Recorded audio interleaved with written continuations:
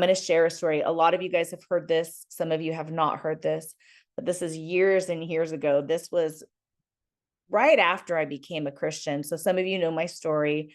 I got married. So I got saved at a very young age, fell away from the Lord. I was about 33 years old when I gave my life back to the Lord. So I'd already been married. My husband was not a believer at all. And so when I got radically saved at 33 years old, he was like, wait, what happened to my party wife? And now she's like this, tongue speaking Jesus freak lady that, just loves the Lord. And that's all she talks about. Anyway, one night we had gotten into a really bad fight. I don't even remember what the fight was about.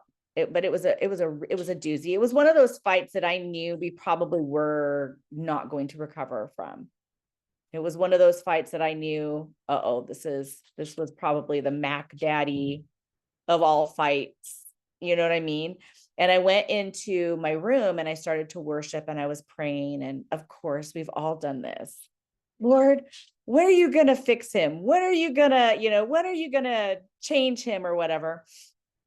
And the Lord said to me, okay, you guys, this is super vulnerable. But the Lord said to me, because I want you to go worship. I want you to go take. So this was a while ago. So this is when we had our little CD players. You could put the little CD in the CD player. And he's like, I want you to go take your CD player and I want you to go out in the living room and I want you to worship. I want you to worship me in front of Kelly. And I was like, you've got to be out of your ever-loving mind. Like, there's no way I am doing that. There's no way. And he didn't want me just to worship. He wanted me to dance because I was dancing before the Lord. I was worshiping. I was worshiping I was just worshiping him. And the Lord's like, I want you to worship me the way you're worshiping me right now in front of your husband. And I was like, oh, well, what do I have to lose? Because I wasn't even sure. I thought the marriage was probably over at that point anyway. So I was like, he's just going to think I'm crazy. So anyway, I was obedient and I took the music out there and I looked at my husband and he is like, so if you know my husband, he's a full atmosphere. He's a full atmosphere. So whatever mood he is in is the atmosphere of the whole house. We've had to really learn how to build an atmosphere of the presence of God in the house. So my husband, if he is not happy, the whole house feels that he's not happy. So I walk smack into his atmosphere and he's like not happy with me and he's giving me the eyes and everything. And I'm like, okay, you're going to think I'm crazy, but I feel like I'm supposed to, I go, don't laugh at me.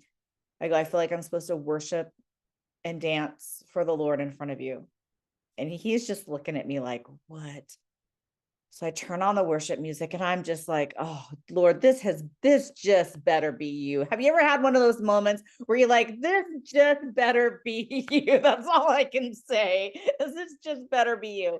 And so anyway, I did it. I worshiped the Lord. I danced before the Lord and the entire atmosphere of my house changed. My husband was completely softened up. It was so sweet. We have never, we've argued and we've had some good ones, but we've never argued like that ever again since then. And so that was me dying, right? I could have not obeyed the Lord. I could have refused and let my flesh win. You know what I'm saying? But I chose to die. I chose to obey the Lord. I chose to do something that was kind of humiliating, in a sense, or it could have been in front of my husband who was seething angry at me, but it broke something in the atmosphere. And so we want to be sensitive to those things. When we're in our flesh, we can't hear what Holy Spirit's trying to tell us. That's going to give us the key, that's going to break something spiritual. Because remember, our battle is not against flesh and blood. It's a spiritual battle. And so when we're having these battles, we're dealing with demonic principalities. When we're allowing our flesh to be in control, we're partnering with demonic principalities.